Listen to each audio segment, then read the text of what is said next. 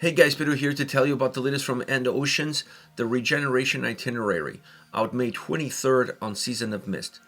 The album has 12 tracks, 2 of them are bonus tracks, and it's 54 minutes in length. This is the band's 7th full-length studio album, and they are a Finnish industrial blackened metal band. From a design standpoint, the album is interesting because you could say that the album is dynamic, that the album is fluid, all of these things are true. But I think the most important aspect of this record is the growth that the album offers on a song-by-song basis. It's one of those records that if you take a song out of the context of the album, you could almost feel jolted by what that track is going to offer you. And if you take 2 songs out of the context of the album, you even start wondering how the hell do these songs can coexist in a single album format. But when you listen to the album from beginning to end, there's a gradual growth, there's a gradual development on a song-by-song basis that makes the overall experience of the album feel somewhat more cohesive. And it gives great strength to the collective, and it allows the songs to still have enough room to breathe on their own. Because of this perspective and because of this format, I honestly feel like the design of this album is absolutely critical for the record to work in its entirety. As far as the sound is concerned, this is also a very interesting album from that standpoint because there is one common denominator across each and every single song, and that is the synths. This is a very synth-heavy, synth-driven album. More than drums, more than guitars, more than vocals, the sound of the synths throughout this album really impacts each and every single song, but it impacts them differently. This is not one of those records that has one style, one format, and the synths are offering just one approach and one outcome, song in and song out. This album allows one single element to have different faces. In some songs, it feels like almost like a symphonic black metal record. In some tracks, it feels more like an industrial album. And then in some tracks, it feels just pure EDM. So it's an album that uses a common denominator to connect these songs or to keep a sense of linearity and cohesiveness throughout the entire album, but it allows that element to showcase the different facets that it can showcase within the overall style and approach that this band has, really bringing everything that we've seen throughout their discography culminating in one single album that has that focus and that very specific sound.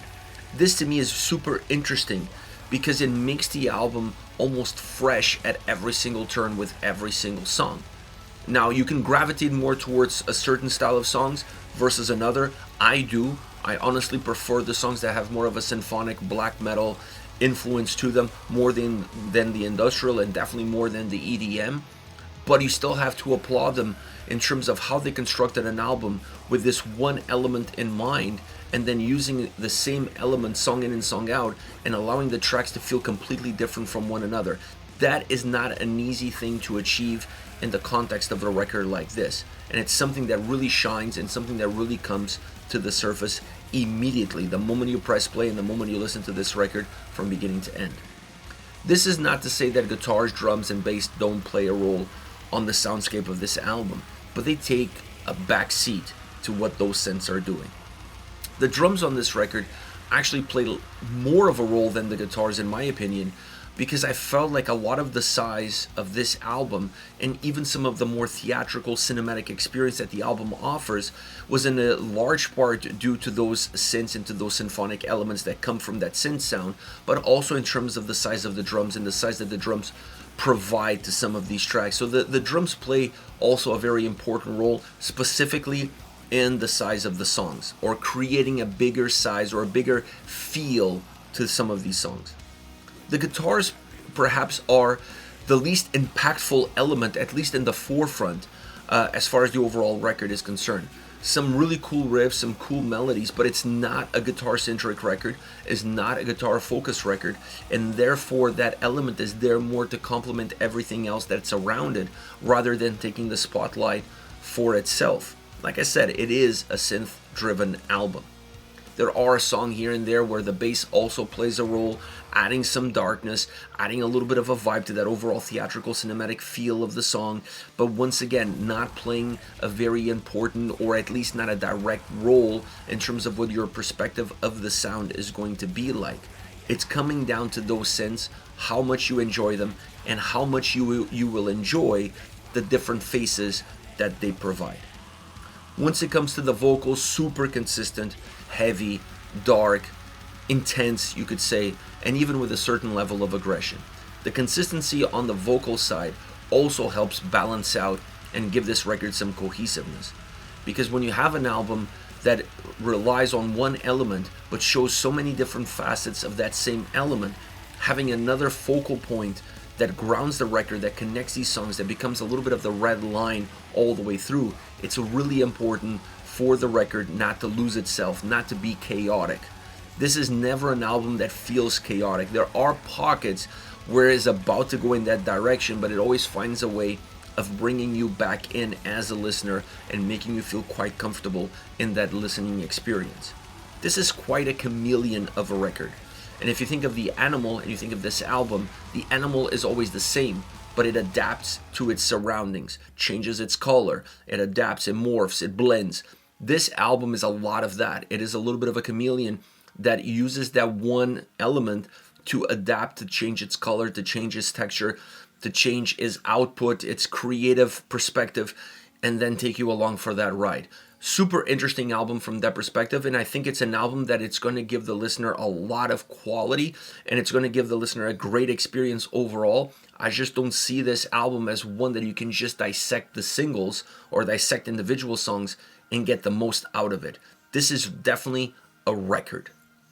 As far as favorite songs are concerned, I want to start off with The Form and the Formless. I picked this song for two reasons. One, I love the more black and symphonic sound of the song in the first half and in the second half. It's a track that brings that symphonic atmosphere to the forefront, once again using the synths to create that environment, a very dark cinematic environment, I would say. But then it has a very interesting interlude built into it, or a bridge, where it goes completely EDM. So you have the same element changing its phase completely. And for a few seconds that bridge lasts, you're a little bit taken back on how did we go from a dark cinematic backdrop of a song to this EDM super bright experience. And it's kind of jolting, but as it's jolting you, it brings you back to that same black and cinematic sound as it closes. So it's a super interesting track because it really showcases, in a single song, it really showcases the form and the formless as far as tracks and sound and textures are concerned on this record. A perfect microcosms of what this album is all about. Then we have The Fire in Which We Burn. This is more of a guitar riffing song. There's not many of these, but this is definitely one that feels a little bit more straightforward, a little bit more black metal inspired. It still has synths, it still has a heavy presence of synths, but you're able to see a little bit more of the guitars breathe on this track, which gives them a little bit more of a focus and allows the song to feel a lot more haunting, because the guitars are also infusing great melodies and the synths are also infusing great melodies, and together they create a driven, not narrow, but a driven song with a lot of darkness around it, a lot of haunting moments around it, with a great vocal performance to boost. And then you have that more that more of a pair of not necessarily one element driving the song, but alternating between the guitars and the synths, creating a more symbiotic experience between the two. Last but definitely not least, the Ways of Sulphur. This is a very theatrical song, and the synths really help create that cinematic vibe. It gives also the atmosphere of the song a sense of consistency. The vocals add a lot of darkness to the track, and they add a lot of heaviness. And that is a great thing, because musically, this is not a heavy song. It's not a robust song either. It's not a thick song. It's a track that feels very open in its sound. Now, there are certain moments where that sound becomes a little bit more dense, becomes a little bit more clustered, but overall, it's a song that breathes really well musically. So having the vocals infuse a sense of consistency from a darkness standpoint and also from an intensity standpoint works really well in order to give this track that theatrical vibe and give this track a little bit more space, make the song a little bit bigger without necessarily having to make it a little bit heavier.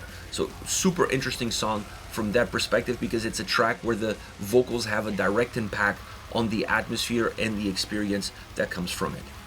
This is it, and Oceans, the Regeneration Itinerary, once again out May 23rd on Season of Mist. Let me know your thoughts on the band. Hit me up in the comment section. We'll see you all at the next video. Take care, guys.